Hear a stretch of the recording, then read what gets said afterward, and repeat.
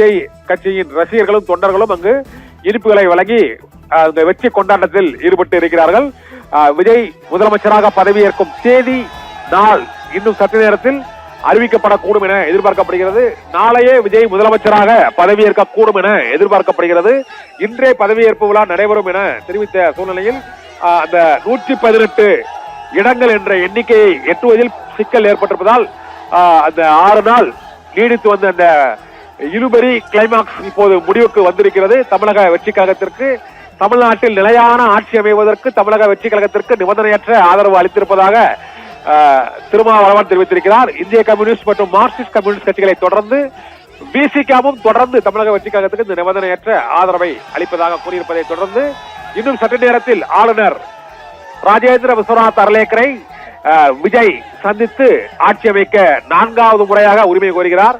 இந்த முறை அவர் உரிமை கோரும் போது அதற்கு கண்டிப்பாக அரசு நிர்வாக ரீதியாக அழைப்பு விடுத்து அவரை ஆட்சி அமைக்க அழைப்பு விடுக்க வேண்டும். ஆனால் அர்லேக்கர் அந்த அழைப்பை எப்போது விடுப்பார் என்ற கேள்வியும் இப்போது எழுந்திருக்கிறது. இன்னும் சற்று நேரத்தில் ஆளுநரை விஜய் சந்தித்த பிறகு விஜய் முதலமைச்சராக பதவியேற்பதற்கான அந்த அழைப்பு விடுக்கப்படும் என எதிர்பார்க்கப்படுகிறது. முதலமைச்சர் ஆகிறார் விஜய். தமிழகத்தின் புதிய முதலமைச்சராக திமுக அதிமுக என்ற 2 மிகப்பெரிய கட்சிகளை தோற்கடித்து தமிழக அரசியல் வரலாற்றில் ஒரு புதிய சரித்திரம் படைக்கும் வகையில் ஒரு புதிய மாற்றத்தை ஜென்சி புரட்சி மற்றும் செல்போன் சோசியல் மீடியா போன்ற சமூக வலைதளங்கள் மூலமாகவே ஆட்சியை கைப்பற்றிய முதலமைச்சர் என்ற பெருமையையும் விஜய் பெறுகிறார். பெருவாரியான மக்களை சந்திக்காமலும் பெரிய அளவில் போராட்டங்களை நடத்தாமலும் அவர் சமூக வலைதளங்கள் மூலமாகவே ஆதரவை திரட்டி ஒரு செல்வாக்குமிக்க தலைவராக தமிழகத்தில் உருவாகி அவருடைய ஈர்ப்பு கவர்ச்சி மற்றும் திமுக அதிமுகவுக்கு மாற்று என்ற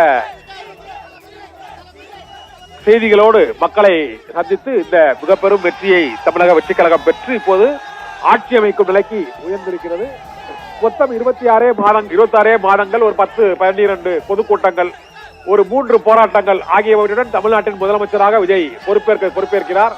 அது தமிழக அரசியலில் மிகப்பெரிய ஒரு மாற்றமாக கருதப்படுகிறது. எந்த கிராமங்களுக்கும் செல்லவில்லை, எந்த மக்களுக்கான போராட்டத்தையும் களத்தில் இறங்கி ஈடுபடவில்லை. கேரவான் அரசியலிலேயே ஈடுபட்டு விஜய் தமிழகத்தின் முதலமைச்சராக மிகுந்த மக்கள் செல்வாக்கோடு தேர்ந்தெடுக்கப்பட்டு இப்போது தமிழகத்தின் 14வது முதலமைச்சராக விஜய் பொறுப்பேற்க இருக்கிறார். அதற்கான அதிகாரப்பூர்வ அறிவிப்பை இன்னும் சில மணி நேரங்களில் ஆளுநர் அர்லேக்கர் அந்த அறிவிப்பை வெளியிடுவார் என எதிர்பார்க்கப்படுகிறது. தமிழக வெற்றி கழகத்திற்கு அளித்த அந்த ஆதரவு தொடர்பான அதிகாரப்பூர்வ அறிவிப்பை ஆதவ அர்ஜுனா அறிவித்து விட்டாலும் இன்னும் பிசிக தலைவர் தொல் திருமாவளவன் இன்னும் அவருடைய கட்சி அலுவலகத்திற்கு வந்து அறிவிக்கவில்லை. அதற்கான ஏற்பாடுகள் இன்று காலையிலிருந்தே முழு வீச்சில் நடைபெற்று வருகின்றன. இப்போதாவது இன்னும் சில நிமிடங்களாவது பிசிக தலைவர் திருமாவளவன் அவர் அந்த அறிவிப்பை வெளியிடுவாரா என்ற எதிர்பார்ப்பு தமிழகம் முழுவதும் எழுந்திருக்கிறது. ஆனால் கடிதத்தை கொடுத்து விட்டார். ஆதவ அர்ஜுனாவுடன் புகைப்படமும் எடுத்து விட்டார். விசிக தலைவர் தொல் திருமாவளவன் இன்னும் சில நிமிடங்களில் இங்கு அசோக் நகர் அலுவலகத்திற்கு வந்து அவரது கட்சி நிர்வாகிகளுக்கும் மக்களுக்கும் தமிழக வெற்றி கழகத்திற்கு ஆதரவு அளித்ததற்கான அந்த அதிகாரப்பூர்வ அறிவிப்பை வெளியிடுவார் என எதிர்பார்க்கப்படுகிறது. அந்த அறிவிப்பு விசிக அலுவலகத்தில் தான் வெளியிடப்படும் என எதிர்பார்க்கப்பட்ட சூழ்நிலையில் ஆதவ அர்ஜுனா அந்த அறிவிப்பை முன்னரே வெளியிட்டு விட்டார். அதற்கான கடிதமும் வழங்கப்பட்டு விட்டது. இதையடுத்து அறுதி பெரும்பான்மையை பெற்ற திருமாவளவன் அதில் பெருமைப்பட்ட தாவேக தலைவர் விஜய் திருமாவளவன் அளித்த அந்த கடிதத்தோடு ஆளுநரை இன்னும் சில நிமிடங்களில் சந்திக்க இருக்கிறார். இங்கு திருமாவளவனுக்கு ஆதரவு அளித்திருப்பதை அந்த கையெழுத்தை பார்க்கிறோம். ஒன்று திண்டிவனம் தொகுதி எம்எல்ஏ வன்னியரசு, இன்னொருவர் காட்டுமன்னார் கோயிலை சேர்ந்த ஜோதிமணி, இருவரும் கையெழுத்திட்ட அப்புறம் விடுதலை சிறுத்தைகள் கட்சி தலைவர் தொல் திருமாவளவன் அந்த இருவருக்கும் கீழே கையெழுத்திட்ட அந்த படிவம் ஆதரவு கடிதத்தை நாம் இப்போது பார்த்துக் கொண்டிருக்கிறோம். விடுதலை சிறுத்தைகள் கட்சியின் அந்த லெட்டர் பேடில் அவர்கள் அந்த ஆதரவு அளித்ததற்கான கடிதம் மற்றும் அந்த எம்எல்ஏக்களின் கையெழுத்து ஆகியவற்றோடு தாவேகாவிற்கு விசிகாவின் ஆதரவு வழங்கும் கடிதம் வழங்கப்பட்டிருக்கிறது. சரியாக 5 மணிக்கு ஆளுநரை சந்திப்பதற்கு விஜய் நேரம் கேட்டிருக்கிறார். இந்த முறை விஜய் சந்தித்த உடன் அடுத்த அரை மணி நேரத்தில் அந்த ஆட்சி அமைப்பதற்கான அழைப்பு கடிதம் அதிகாரபூர்வமாக ஆளுநர் மாளிகையிலிருந்து வெளியிடப்படும் என எதிர்பார்க்கப்படுகிறது. தமிழகத்தில் அடுத்தடுத்து நிகழ்ந்த பல்வேறு கட்ட அரசியல் திருப்பங்களுக்கு மத்தியிலேயே இறுதி கட்ட பரபரப்பு நிறைவடைந்திருக்கிறது.